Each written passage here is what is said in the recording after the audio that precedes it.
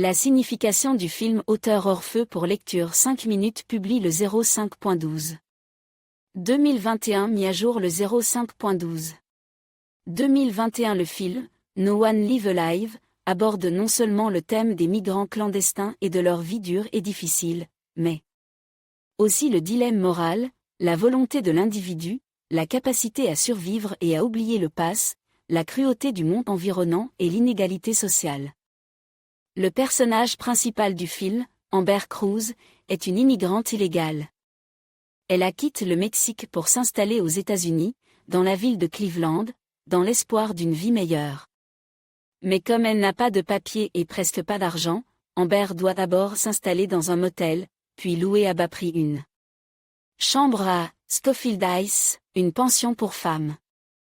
Il n'y a que 2 hommes, Red, le propriétaire, et son frère, qu'Amber ne rencontre pas tout de suite. Amber essaie de travailler dur, mais comme elle n'a pas de papier, elle ne peut pas obtenir d'emploi correct et est obligée de travailler dans une usine comme couturière et embaeuse pour quelques centimes.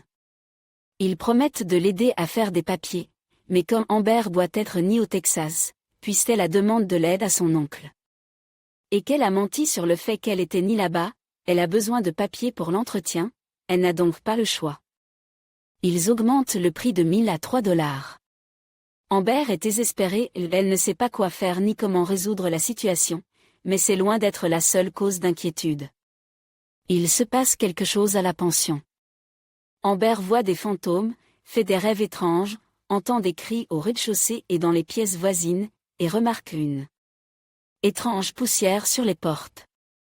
Le fait qu'elle ne se sente pas en sécurité dans la chambre la rend encore plus nerveuse qu'elle ne l'était auparavant.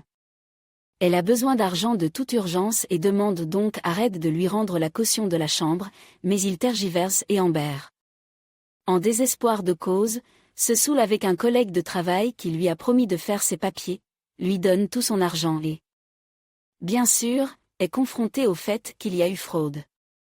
Elle n'arrive pas à retrouver son collègue et, à cause de ses nerfs, elle se dispute avec son patron et se retrouve sans emploi. Lorsque son oncle apprend la vérité, il refuse de l'aider et Amber se retrouve seule. Elle remarque de plus en plus de choses étranges dans la pension, souffre de cauchemars constants et finit par s'enfuir, sans attendre l'argent de Red. Mais ce dernier ne tarde pas à la ramener à la pension et Amber se rend compte qu'elle n'en sortira pas vivante. Becker, le frère de Reed, s'avère être un tueur en série. Le fait est que les frères ont hérité de la pension de leurs parents, Martha et Arthur. Arthur, lors de fouilles au Mexique, a découvert une boîte dans laquelle était enfermée une divinité aztèque, ou simplement un monstre. Et commence à lui apporter des sacrifices humains. Le père de Red et Becker est devenu viol après avoir découvert la boîte, commence à commettre des meurtres dans le sous-sol de la maison, et sa femme a été sa complice jusqu'à ce qu'il la tue. Becker, quant à lui, souffrait de troubles mentaux. Il a tué son père et, après avoir rénové la pension, il commencé à sacrifier des filles à la boîte et s'est senti mieux immédiatement après. La pension est donc devenue une grande maison de sacrifice. Les frères ne choisissaient que des immigrantes comme sacrifice, sachant que personne ne les chercherait. Amber tente de s'échapper, elle attire l'attention de son oncle, il se rend compte que la fille est à l'intérieur de la pension parce qu'il a vu la veste que sa femme a donnée à Amber sur le sol, et tente de la protéger, mais Becker le tue, devient encore plus furieux. Et demande à Red de préparer les filles restantes pour le sacrifice. Amber essaie en vain de faire appel à la raison et à la pitié de Red, qui est convaincu qu'il doit protéger et aider son frère, mais il y a clairement de la peur derrière cela, car Red se rend compte que Becker pourrait le tuer, puisqu'il le bête assez souvent si les choses ne se déroulent pas comme prévu, ce qui le rend non seulement incapable d'arrêter les fusions de sang, mais aussi de quitter la pension de famille.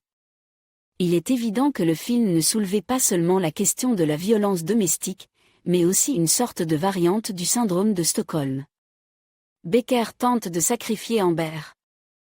La divinité lui apparaît sous la forme de sa mère et exige qu'elle reste à ses côtes pendant qu'elle le fait, mais Amber, réalisant à la limite de sa conscience que ce n'est pas du tout elle, étrangler sa mère et interrompt le rituel, empêchant la créature de lui arracher la tête.